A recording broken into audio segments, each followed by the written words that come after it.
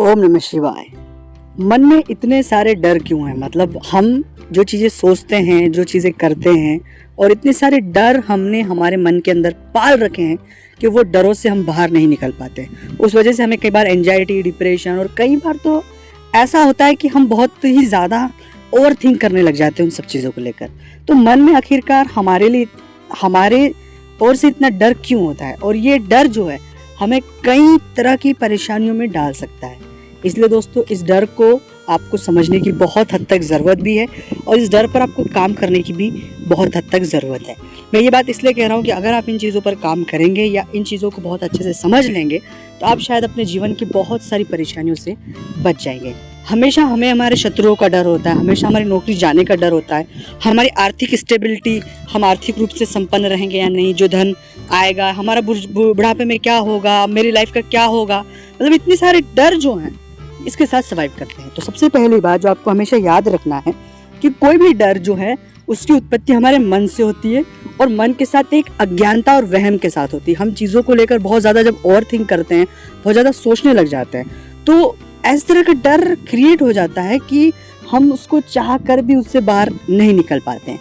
तो सबसे पहली बात है कि आपको सकारात्मक सोचने की आदत डालना होगी, अच्छा सोचने की आदत डालना होगी और अपनी लाइफ को जो पीछे बीत गई है उसको ऑब्जर्व करना होगा।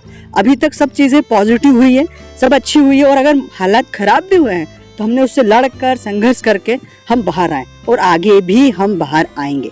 इसलिए इस बात को जब आप समझ लेंगे तो ये झूठ का जो एक डर है निकल जाएगा। दूसरा है अपने इष्ट का होना, अपने गुरुदेव की कृपा होना, और वो होती है जप से, दान से और एक अपने पास जप की बहुत सारी शक्तियाँ होने के लिए। अब वो शक्तियाँ होती है मंत्र जप से। आप जितना मंत्र जप करेंगे उतनी सारी शक्तियाँ आपके इर्द गिर्द और आसपास होगी।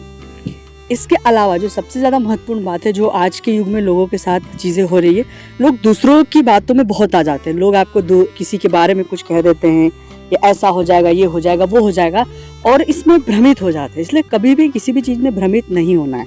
अपने अनुभव को पहचानें और अपने अनुभव के आधार पर ही जीवन में चीज़ें करें।